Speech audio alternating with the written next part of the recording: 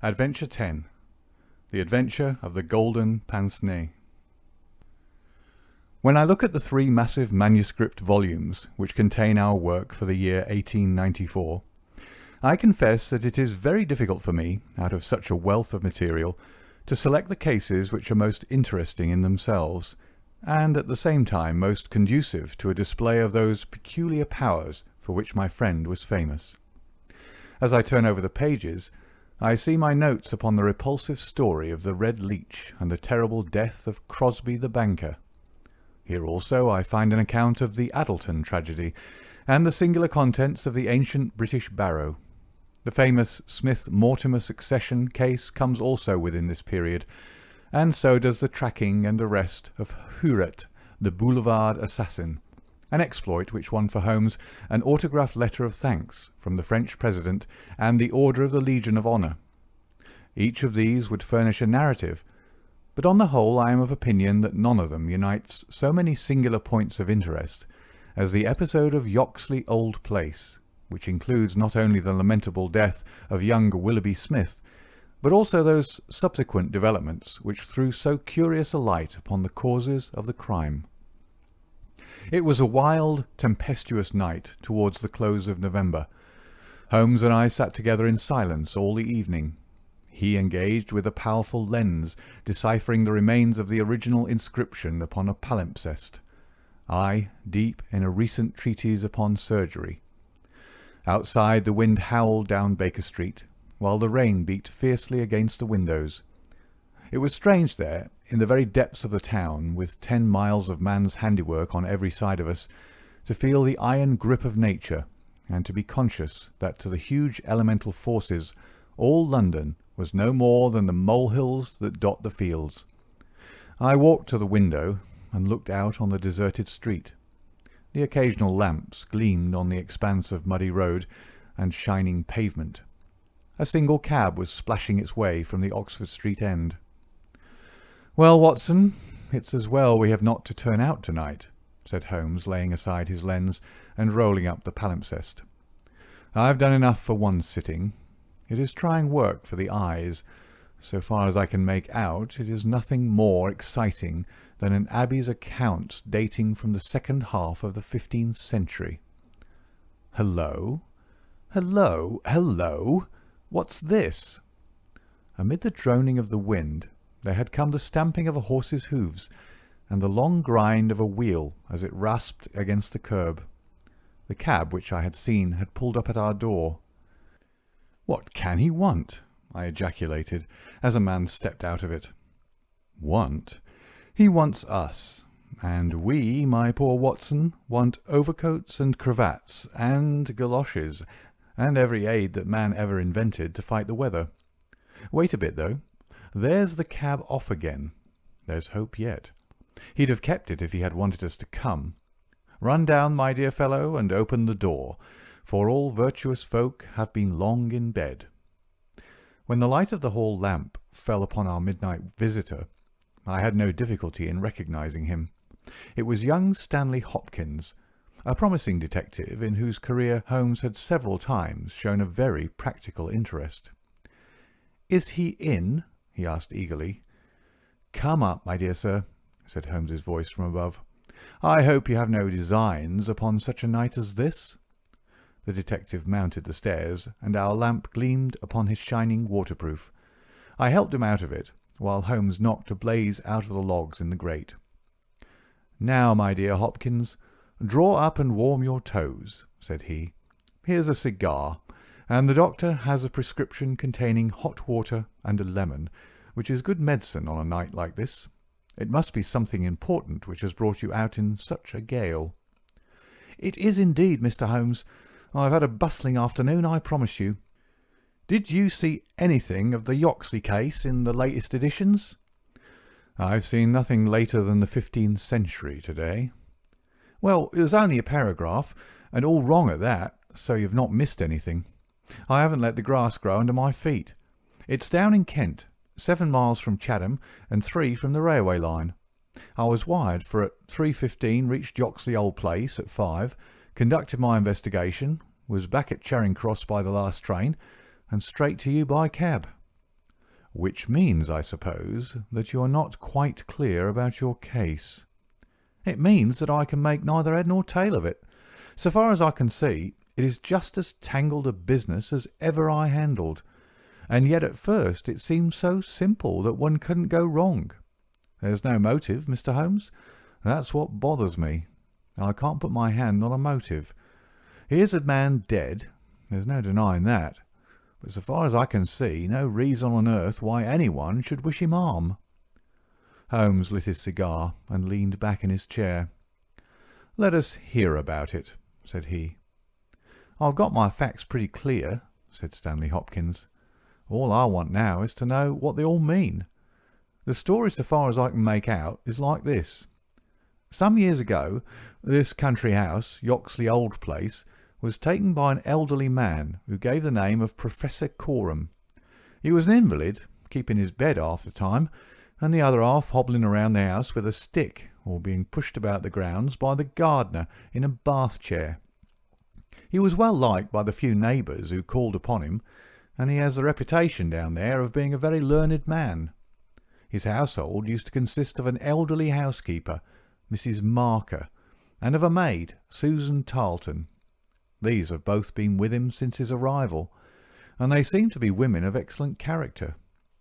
The Professor is writing a learned book, and he found it necessary about a year ago to engage a secretary.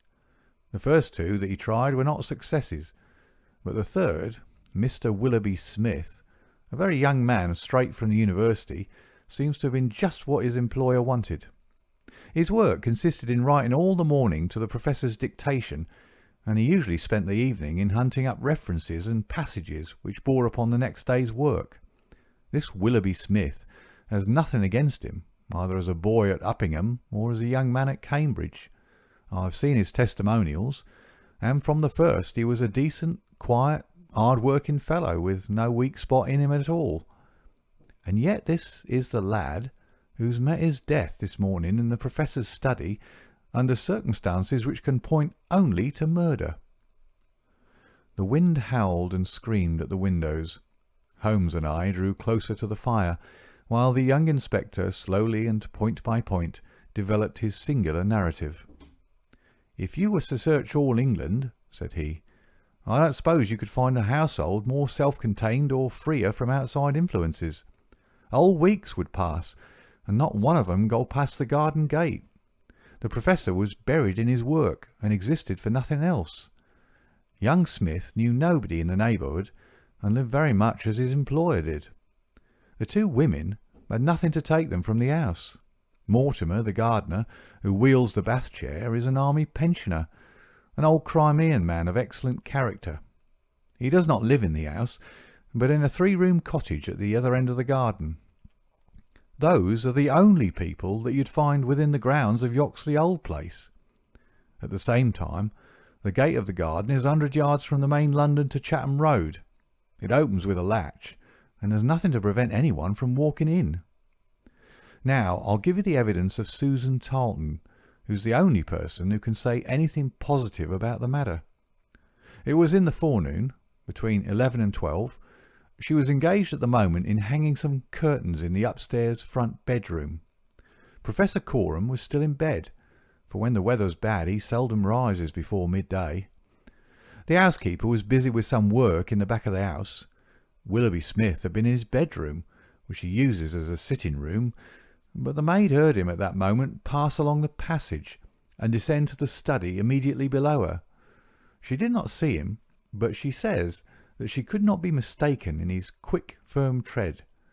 She did not hear the study door close, but a minute or so later there was a dreadful cry in the room below. It was a wild, hoarse scream, so strange and unnatural that it might have come from either a man or a woman.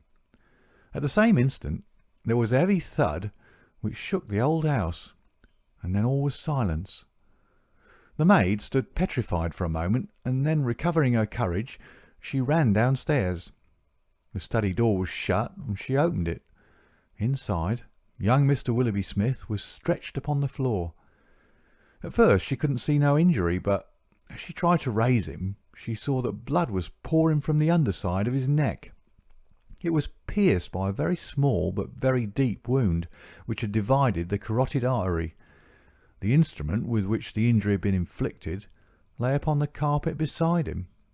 It was one of those small sealing-wax knives to be found on old-fashioned writing tables, with an ivory handle and a stiff blade. It was part of the fittings of the Professor's own desk.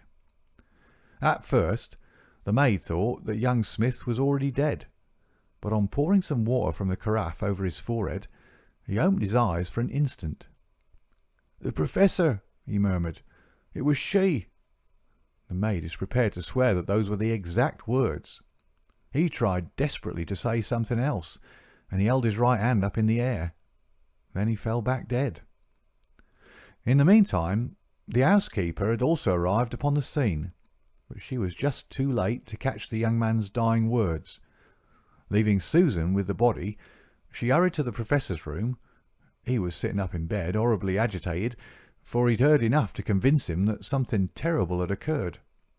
Mrs. Marker is prepared to swear that the Professor was still in his night clothes, and indeed it was impossible for him to dress without the help of Mortimer, whose orders were to come at 12 o'clock. The Professor declares that he heard the distant cry, but that he knows nothing more. He can give no explanation of the young man's last words. The Professor, "It was she," but imagines that they were the outcome of delirium. He believes that Willoughby Smith has not an enemy in the world, and can give no reason for the crime. His first action was to send Mortimer, the gardener, for the local police. A little later, the chief constable sent for me. Nothing was moved before I got there, and strict orders were given that no one should walk upon the paths leading to the house. It was a splendid chance of putting your theories into practice, Mr. Sherlock Holmes. There was really nothing wanting. "Except Mr. Sherlock Holmes," said my companion with a somewhat bitter smile. "Well, let us hear about it. What sort of a job did you make of it?" "I must ask you first, Mr. Holmes, to glance at this rough plan, which will give you a general idea of the position of the Professor's study and the various points of the case. It'll help you in following my investigation." He unfolded the rough chart, which I here reproduce, and he laid it across Holmes's knee. I rose, and standing behind Holmes, studied it over his shoulder. It is very rough, of course, and it only deals with the points which seem to me to be essential. All the rest you'll see later for yourself. Now, first of all, presuming that the assassin entered the house, how did he or she come in? Undoubtedly by the garden path, and the back door from which there's direct access to the study. Any other way would have been exceedingly complicated. The escape must have also been made along that line, for of the two other exits from the room, one was blocked by Susan as she ran downstairs, and the other leads straight to the Professor's bedroom. I therefore directed my attention at once to the garden path, which was saturated with recent rain, and would certainly show any footmarks. My examination showed me that I was dealing with a cautious and expert criminal. No footmarks were to be found on the path. There could be no question, however, that someone had passed along the grass border which lines the path, and that he had done so in order to avoid leaving a track. I couldn't find anything in the nature of a distinct impression, but the grass was trodden down, and someone had undoubtedly passed. It could only have been the murderer, since neither the gardener nor anyone else had been there that morning, and the rain had only begun during the night. "One moment," said Holmes. "Where does this path lead to?" "To the road." "How long is it?" "100 yards or so." "At the point where the path passes through the gate, you could surely pick up the tracks." "Unfortunately, the path was tiled at that point." "Well, on the road itself?" "No, it was all trodden into mire." "Well, then, these tracks upon the grass, were they coming or going?" "It was impossible to say. There was never any outline." "A large foot or a small?" "You could not distinguish." Holmes gave an ejaculation of impatience. "It has been pouring rain and blowing a hurricane ever since," said he. "It will be harder to read now than the palimpsest. Well, well, it can't be helped. What did you do, Hopkins, after you had made certain that you had made certain of nothing?" I think I made certain of a good deal, Mr. Holmes. I knew that someone had entered the house cautiously from without. I next examined the corridor. It is lined with cocoanut matting and had taken no impression of any kind. This brought me into the study itself. It is a scantily furnished room. The main article is a large writing table with a fixed bureau. This bureau consists of a double column of drawers, with a central small cupboard between them. The drawers were open, the cupboard locked. The drawers, it seems, were always open, and nothing of value was kept in them. There were some papers of importance in the cupboard, but there were no signs that this had been tampered with, and the Professor assures me that nothing was missing. It is certain that no robbery has been committed. I come now to the body of the young man. It was found near the bureau and just to the left of it, as marked upon that chart.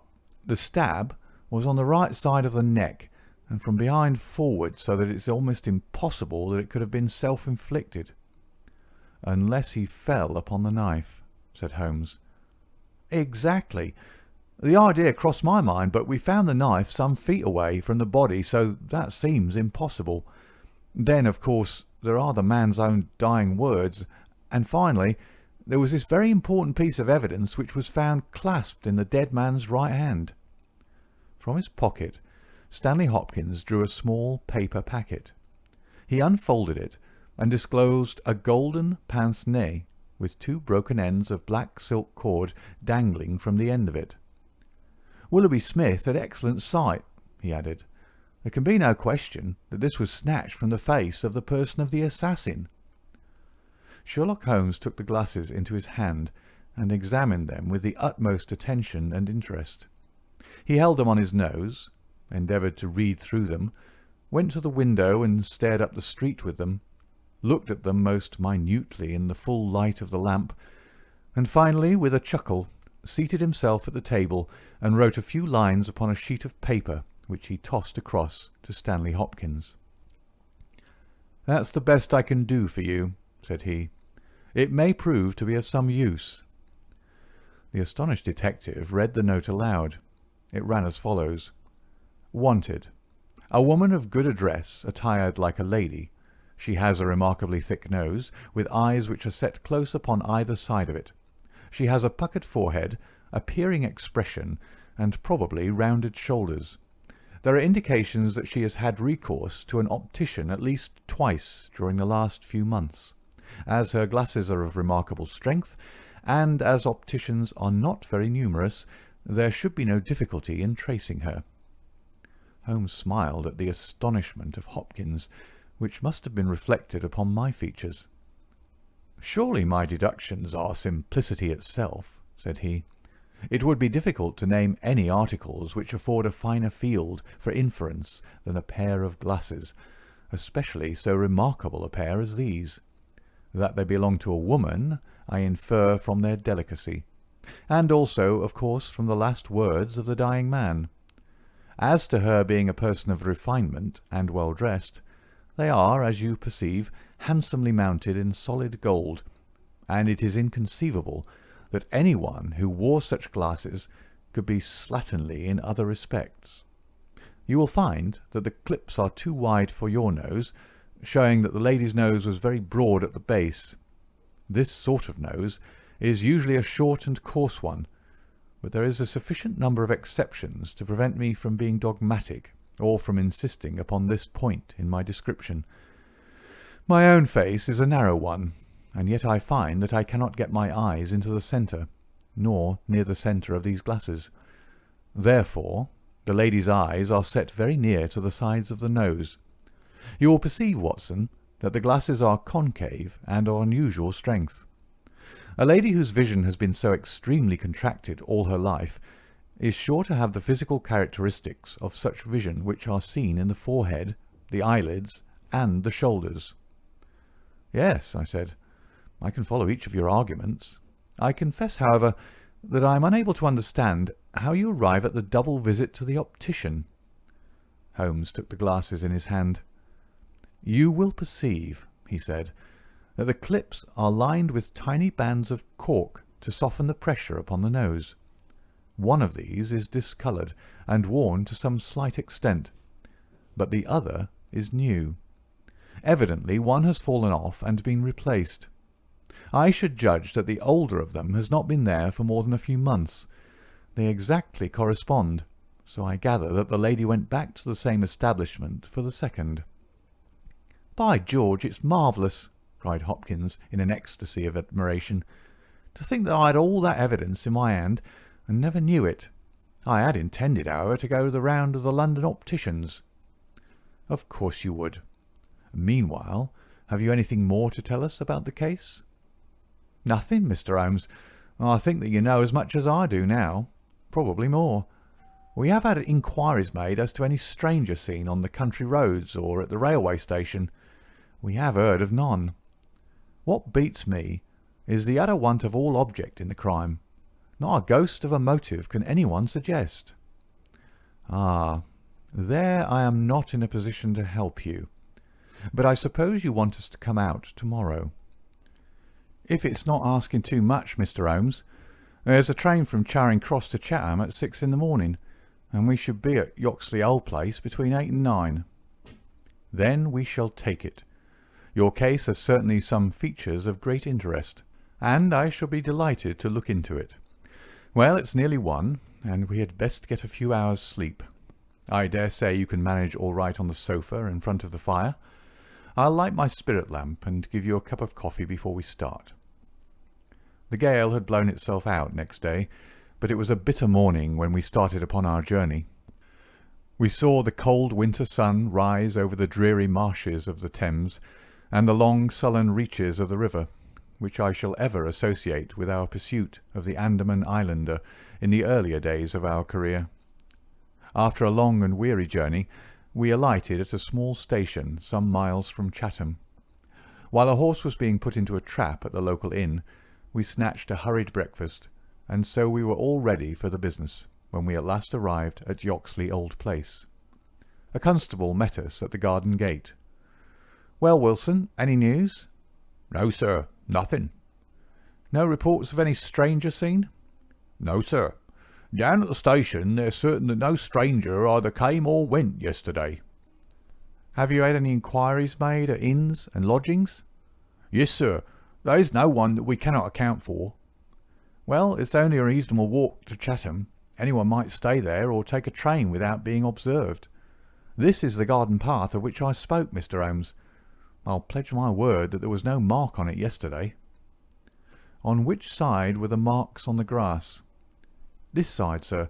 This narrow margin of grass between the path and the flower bed. I can't see the traces now, but they were clear to me then." "Yes, yes. Someone has passed along," said Holmes, stooping over the grass border. "Our lady must have picked her steps carefully, must she not, since on the one side she would leave a track on the path, and on the other an even clearer one on the soft bed." "Yes, sir. She must have been a cool hand." I saw an intent look pass over Holmes's face. "You say that she must have come back this way?" "Yes, sir. There is no other." "On this strip of grass?" "Certainly, Mr. Holmes." It was a very remarkable performance. Very remarkable. Well, I think we've exhausted the path. Let us go farther. This garden door is usually kept open, I suppose. Then this visitor had nothing to do but to walk in. The idea of murder was not in her mind, or she would have provided herself with some sort of weapon instead of having to pick this knife off the writing-table. She advanced along this corridor, leaving no traces upon the cocoanut matting. Then she found herself in this study. How long was she there? We have no means of judging. "Not more than a few minutes, sir. I forgot to tell you that Mrs. Marker, the housekeeper, had been in there tidying not very long before. About a quarter of an hour, she says." "Well, that gives us a limit. Our lady enters this room, and what does she do? She goes over to the writing-table. What for? Not for anything in the drawers. If there had been anything worth her taking, it would surely have been locked up. No, it was for something in that wooden bureau. Hello! What is that scratch upon the face of it? Just hold a match, Watson. Why did you not tell me of this, Hopkins?" The mark which he was examining began upon the brasswork on the right-hand side of the keyhole, and extended for about 4 inches, where it had scratched the varnish from the surface. "I noticed it, Mr. Holmes, but you'll always find scratches around a keyhole." "This is recent, quite recent. See how the brass shines where it is cut. An old scratch will be the same colour as the surface. Look at it through my lens. There's the varnish, too, like earth on each side of a furrow. Is Mrs. Marker there?" A sad-faced elderly woman came into the room. "Did you dust this bureau yesterday morning?" "Yes, sir." "Did you notice this scratch?" "No, sir, I did not." "I'm sure you didn't, for a duster would have swept away those shreds of varnish. Who has the key of this bureau?" "The Professor keeps it on his watch chain." "Is it a simple key?" "No, sir, it's a Chubb key." "Very good, Mrs. Marker, you can go. Now we are making a little progress. Our lady enters the room, advances to the bureau, and either opens it or tries to do so. While she is thus engaged, young Willoughby Smith enters the room. In her hurry to withdraw the key, she makes this scratch upon the door.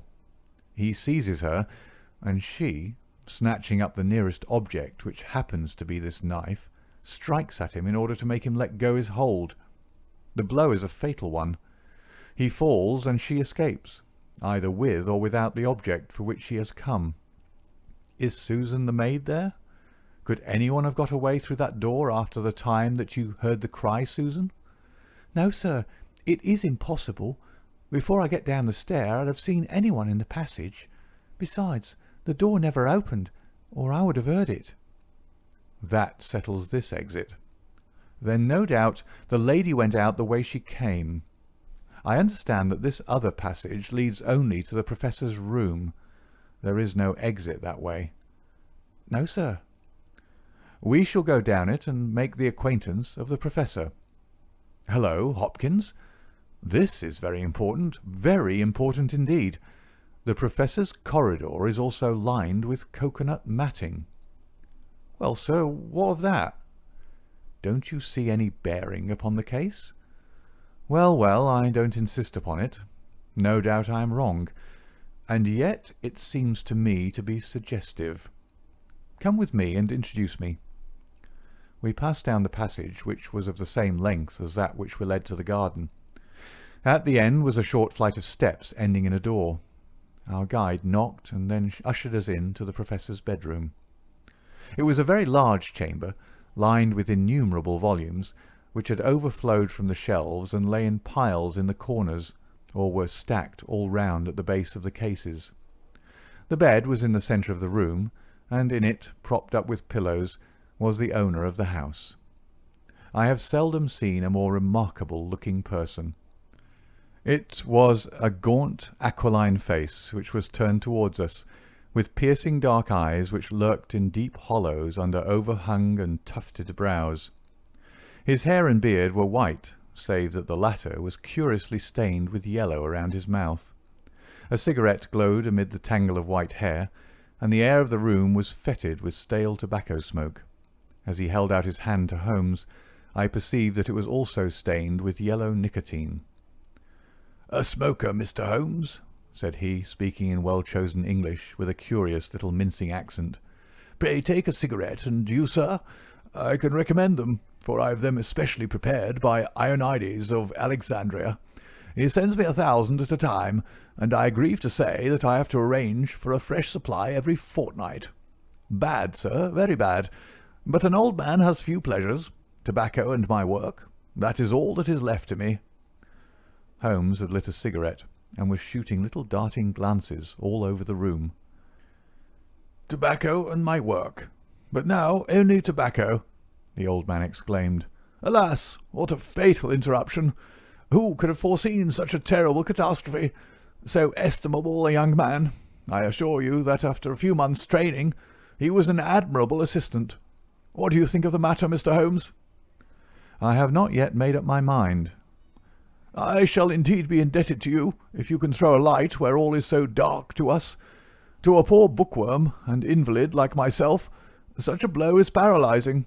I seem to have lost the faculty of thought. But you are a man of action. You are a man of affairs. It is part of the everyday routine of your life. You can preserve your balance in every emergency. We are fortunate indeed in having you at our side." Holmes was pacing up and down one side of the room whilst the old professor was talking. I observed that he was smoking with extraordinary rapidity. It was evident that he shared our host's liking for the fresh Alexandrian cigarettes. "Yes, sir, it is a crushing blow," said the old man. "That is my magnum opus, the pile of papers on the side table yonder. It is my analysis of the documents found in the Coptic monasteries of Syria and Egypt, a work which will cut deep at the very foundation of revealed religion. With my enfeebled health, I do not know whether I shall ever be able to complete it, now that my assistant has been taken from me. Dear me, Mr. Holmes! Why, you are even a quicker smoker than I am myself." Holmes smiled. "I am a connoisseur," said he, taking another cigarette from the box, his fourth, and lighting it from the stub of that which he had finished. "I will not trouble you with any lengthy cross-examination, Professor Coram, since I gather that you were in bed at the time of the crime, and could know nothing about it. I would only ask this. What do you imagine that this poor fellow meant by his last words? The Professor? It was she." The Professor shook his head. "Susan is a country girl," said he, "and you know the incredible stupidity of that class. I fancy that the poor fellow murmured some incoherent, delirious words, and that she twisted them into this meaningless message." "I see. You have no explanation yourself of the tragedy?" "Possibly an accident. Possibly, I only breathe it among ourselves, a suicide. Young men have their hidden troubles, some affair of the heart, perhaps, which we have never known. It is a more probable supposition than murder." "But the eyeglasses?"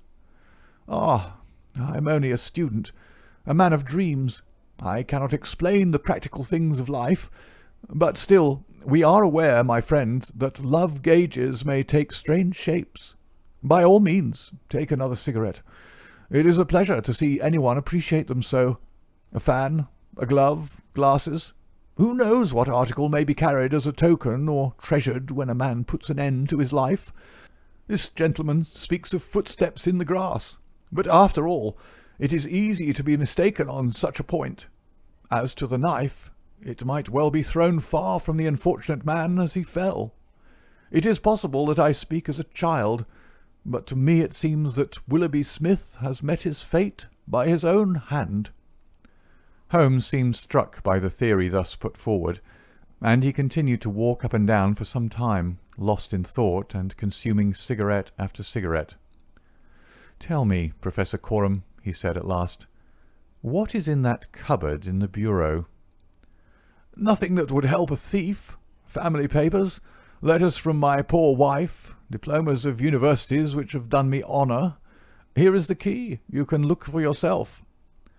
Holmes picked up the key and looked at it for an instant. Then he handed it back. "No, I hardly think that it would help me," said he. "I should prefer to go quietly down to your garden and turn the whole matter over in my head. There is something to be said for the theory of suicide which you have put forward. We must apologize for having intruded upon you, Professor Coram, and I promise that we won't disturb you until after lunch. At 2 o'clock we will come again and report to you anything which may have happened in the interval."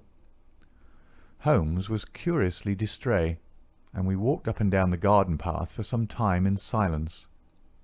"Have you a clue?" I asked at last. "It depends upon those cigarettes that I smoked," said he. "It is possible that I am utterly mistaken. The cigarettes will show me." "My dear Holmes," I exclaimed, "how on earth—" "Well, well, you may see for yourself. If not, there's no harm done. Of course, we always have the optician clue to fall back upon, but I take a short cut when I can get it. Ah, here is the good Mrs. Marker. Let us enjoy 5 minutes of instructive conversation with her." I may have remarked before that Holmes had, when he liked, a peculiarly ingratiating way with women, and that he very readily established terms of confidence with them. In half the time which he had named, he had captured the housekeeper's goodwill, and was chatting with her as if he had known her for years. "Yes, Mr. Holmes, it is as you say, sir. He does smoke something terrible, all day and sometimes all night, sir. I've seen that room of a morning. Well, sir, you'd have thought it was a London fog. Poor young Mr. Smith. He was a smoker also, but not as bad as the Professor. His health, well, I don't know that it's better nor worse for the smoking." "Ah," said Holmes, "but it kills the appetite." "Well, I don't know about that, sir." "I suppose the Professor eats hardly anything." "Well, he is variable. I'll say that for him." "I'll wager he took no breakfast this morning, and won't face his lunch after all the cigarettes I saw him consume." "Well, you're out there, sir, as it happens, for he ate a remarkable big breakfast this morning. I don't know when I've known him to make a better one, and he's ordered a good dish of cutlets for the lunch. I'm surprised myself, for since I came into that room yesterday and saw young Mr. Smith lying there on the floor, I couldn't bear to look at food. Well, it takes all sorts to make a world, and the Professor hasn't let it take his appetite away." We loitered the morning away in the garden. Stanley Hopkins had gone down to the village to look into some rumours of a strange woman who had been seen by some children on the Chatham Road the previous morning. As to my friend, all his usual energy seemed to have deserted him. I had never known him handle a case in such a half-hearted fashion. Even the news brought back by Hopkins that he had found the children, and that they had undoubtedly seen a woman exactly corresponding with Holmes's description, and wearing either spectacles or eyeglasses, failed to rouse any sign of keen interest. He was more attentive when Susan, who waited upon us at lunch, volunteered the information that she believed Mr. Smith had been out for a walk yesterday morning, and that he had only returned half an hour before the tragedy occurred. I could not myself see the bearing of this incident, but I clearly perceived that Holmes was weaving it into the general scheme which he had formed in his brain. Suddenly he sprang from his chair and glanced at his watch. 2 o'clock, gentlemen," said he. "We must go up and have it out with our friend the Professor." The old man had just finished his lunch, and certainly his empty dish bore evidence to the good appetite with which his housekeeper had credited him. He was, indeed, a weird figure as he turned his white mane and his glowing eyes towards us. The eternal cigarette smouldered in his mouth. He had been dressed and was seated in an armchair by the fire. "Well, Mr. Holmes, have you solved this mystery yet?" He shoved a large tin of cigarettes which stood on a table beside him towards my companion. Holmes stretched out his hand at the same moment, and between them they tipped the box over the edge. For a minute or two we were all on our knees retrieving stray cigarettes from impossible places. When we rose again, I observed Holmes's eyes were shining and his cheeks tinged with colour. Only at a crisis have I seen those battle signals flying.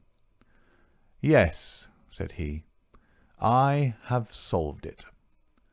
Stanley Hopkins and I stared in amazement. Something like a sneer quivered over the gaunt features of the old Professor. "Indeed? In the garden?"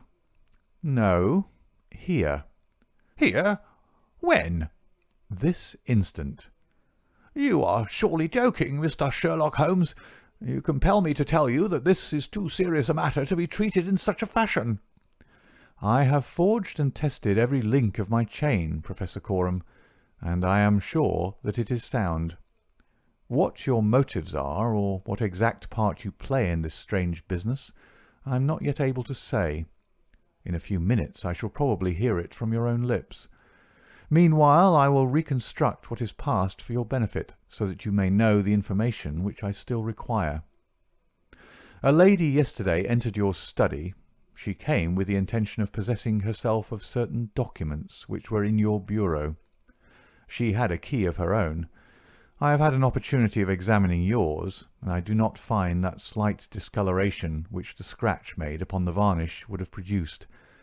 You were not an accessory, therefore, and she came, so far as I can read the evidence, without your knowledge, to rob you." The Professor blew a cloud from his lips. "This is most interesting and instructive," said he.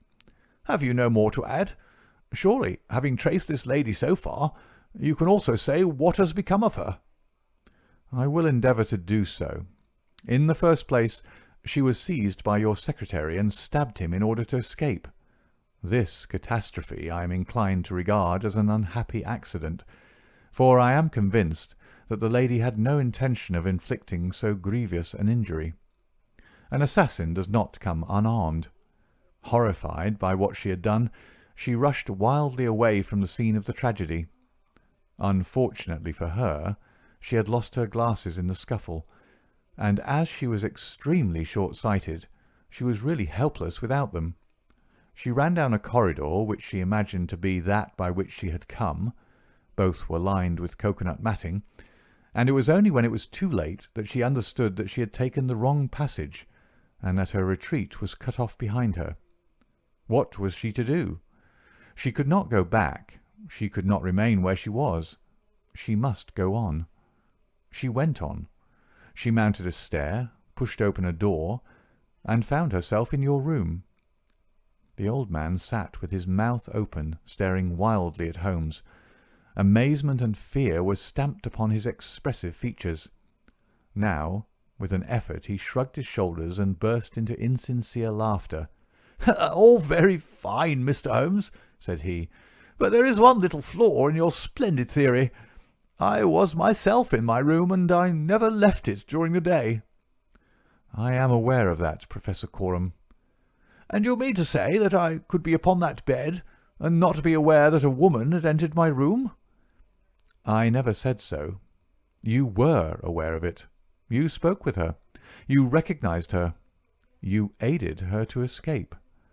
Again the Professor burst into high-keyed laughter. He had risen to his feet, and his eyes glowed like embers. "You are mad!" he cried. "You are talking insanely. I helped her to escape? Where is she now?" "She is there," said Holmes, and he pointed to a high bookcase in the corner of the room. I saw the old man throw up his arms. A terrible convulsion passed over his grim face, and he fell back in his chair. At the same instant the bookcase at which Holmes pointed swung round upon a hinge, and a woman rushed out into the room. "You are right," she cried in a strange foreign voice. "You are right. I am here." She was brown, with the dust and draped with the cobwebs which had come from the walls of her hiding-place. Her face, too, was streaked with grime, and at the best she could never have been handsome, for she had the exact physical characteristics which Holmes had divined, with, in addition, a long and obstinate chin. What with her natural blindness, and what with the change from dark to light, she stood as one dazed, blinking about her to see where and who we were. And yet, in spite of all these disadvantages, there was a certain nobility in the woman's bearing, a gallantry in the defiant chin and in the upraised head, which compelled something of respect and admiration. Stanley Hopkins had laid his hand upon her arm and claimed her as his prisoner, but she waved him aside gently, and yet with an overmastering dignity which compelled obedience. The old man lay back in his chair with a twitching face, and stared at her with brooding eyes. "Yes, sir, I am your prisoner," she said. "From where I stood I could hear everything, and I know that you have learned the truth. I confess it all. It was I who killed the young man. But you are right. You say it was an accident. I did not even know that it was a knife which I held in my hand, for in my despair I snatched anything from the table and struck at him to make him let me go. It is the truth that I tell." "Madam," said Holmes, "I am sure that it is the truth. I fear that you are far from well." She had turned a dreadful colour, the more ghastly under the dark dust-streaks upon her face. She seated herself on the side of the bed, then she resumed. "I have only a little time here," she said, "but I would have you know the whole truth. I am this man's wife. He is not an Englishman. He is a Russian. His name I will not tell. For the first time the old man stirred. "God bless you, Anna!" he cried. "God bless you!" She cast a look at the deepest disdain in his direction. "Why should you cling so hard to that wretched life of yours, Sergius?" said she. "It has done harm to many, and good to none, not even to yourself. However, it is not for me to cause the frail thread to be snapped before God's time. I have enough already upon my soul since I crossed the threshold of this cursed house. But I must speak, or I shall be too late. I have said, gentlemen, that I am this man's wife. He was 50, and I a foolish girl of 20 when we are married. It was in a city of Russia, a university. I will not name the place." "God bless you, Anna," murmured the old man again. "We were reformers, revolutionists, nihilists. You understand. He and I and many more. Then there came a time of trouble. A police officer was killed. Many were arrested. Evidence was wanted, and in order to save his own life and to earn a great reward, my husband betrayed his own wife and his companions. Yes, we were all arrested upon his confession. Some of us found our way to the gallows, and some to Siberia. I was among these last, but my term was not for life. My husband came to England with his ill-gotten gains, and has lived in quiet ever since, knowing well that if the Brotherhood knew where he was, not a week would pass before justice would be done." The old man reached out a trembling hand and helped himself to a cigarette. "I am in your hands, Anna," said he. "You were always good to me." "I have not yet told you the height of his villainy," said she. "Among our comrades of the order, there was one who was the friend of my heart. He was noble, unselfish, loving, all that my husband was not. He hated violence. We were all guilty, if that is guilt, but he was not. He wrote forever, dissuading us from such a course. These letters would have saved him. So would my diary, in which from today I had entered both my feelings towards him and the view which each of us had taken. My husband found and kept both diary and letters. He hid them, and he tried hard to swear away the young man's life. In this he failed. But Alexis was sent a convict to Siberia, where now, at this moment, he works in a salt mine. Think of that, you villain, you villain! Now, at this very moment, Alexis, a man whose name you are not worthy to speak, works and lives like a slave. And yet I have your life in my hands, and I let you go." "You were always a noble woman, Anna," said the old man, puffing at his cigarette. She had risen, but she fell back again with a little cry of pain. "I must finish," she said. "When my term was over, I set myself to get the diary and letters which, if sent to the Russian government, would procure my friend's release. I knew that my husband had come to England. After months of searching, I discovered where he was. I knew that he still had the diary, for when I was in Siberia I had a letter from him once, reproaching me and quoting some passages from his pages. Yet I was sure that, with his revengeful nature, he would never give it to me of his own free will. I must get it for myself. With this object I engaged an agent from a private detective firm, who entered my husband's house as a secretary. It was your second secretary, Sergius, the one who left you so hurriedly. He found that papers were kept in the cupboard, and he got an impression of the key. He would not go farther. He furnished me with a plan of the house, and he told me that in the forenoon the study was always empty, as the secretary was employed up here. So at last I took my courage in both hands, and I came down to get the papers for myself. I succeeded, but at what a cost! I had just taken the paper, and was locking the cupboard, when the young man seized me. I had seen him already that morning. He had met me on the road, and I had asked him to tell me where Professor Coram lived, not knowing that he was in his employ. Exactly, said Holmes. The secretary came back and told his employer of the woman he had met. Then in his last breath he tried to send a message that it was she, the she whom he had just discussed with him. "You must let me speak," said the woman in an imperative voice, and her face contracted as if in pain. "When he had fallen, I rushed from the room, chose the wrong door, and found myself in my husband's room. He spoke of giving me up. I showed him that if he did so, his life was in my hands. If he gave me to the law, I could give him to the brotherhood. It was not that I wished to live for my own sake, but it was that I desired to accomplish my purpose. He knew that I would do what I said, that his own fate was involved in mine. For that reason, and for no other, he shielded me. He thrust me into that dark hiding place, a relic of old days, known only to himself. He took his meals in his own room, and so was able to give me part of his food.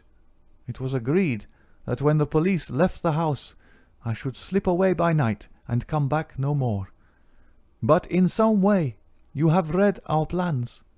She tore from the bosom of her dress a small packet. "These are my last words," said she. "Here is the packet which will save Alexis.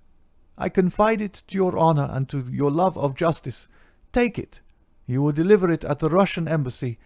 Now I have done my duty and—" "Stop her!" cried Holmes.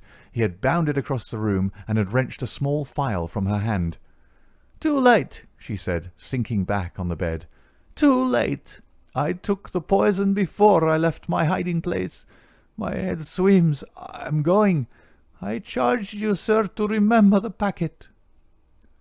A simple case, and yet in some ways an instructive one, Holmes remarked as we travelled back to town. It hinged from the outset upon the Pince-Nez. But for the unfortunate chance of the dying man having seized these, I am not sure that we could have ever reached our solution. It was clear to me, from the strength of the glasses, that the wearer must have been very blind and helpless when deprived of them. When you asked me to believe that she walked along a narrow strip of grass without once making a false step, I remarked, as you may remember, that it was a noteworthy performance. In my mind I set it down as an impossible performance, save in the unlikely case that she had a second pair of glasses. I was forced, therefore, to consider seriously the hypothesis that she had remained within the house. On perceiving the similarity of the two corridors, it became clear that she might very easily have made such a mistake, and, in that case, it was evident that she must have entered the Professor's room. I was keenly on the alert, therefore, for whatever would bear out this supposition, and I examined the room narrowly for anything in the shape of a hiding-place. The carpet seemed continuous and firmly nailed, so I dismissed the idea of a trapdoor. There might well be a recess behind the books. As you are aware, such devices are common in old libraries. I observed that books were piled on the floor at all other points, but that one bookcase was left clear. This, then, might be the door. I could see no marks to guide me, but the carpet was of a dun colour which lends itself very well to examination. I therefore smoked a great number of those excellent cigarettes, and I dropped the ash all over the space in front of the suspected bookcase. It was a simple trick, but exceedingly effective. I then went downstairs, and I ascertained in your presence, Watson, without your perceiving the drift of my remarks, that Professor Corum's consumption of food had increased, as one would expect when he is supplying a second person. We then ascended to the room again, when by upsetting the cigarette-box I obtained a very excellent view of the floor, and was able to see quite clearly from the traces upon the cigarette ash that the prisoner had, in our absence, come out from her retreat. Well, Hopkins, here we are at Charing Cross, and I congratulate you on having brought your case to a successful conclusion. You are going to headquarters, no doubt. I think, Watson, you and I will drive together to the Russian embassy. End of the adventure of the Golden Pince-Nez.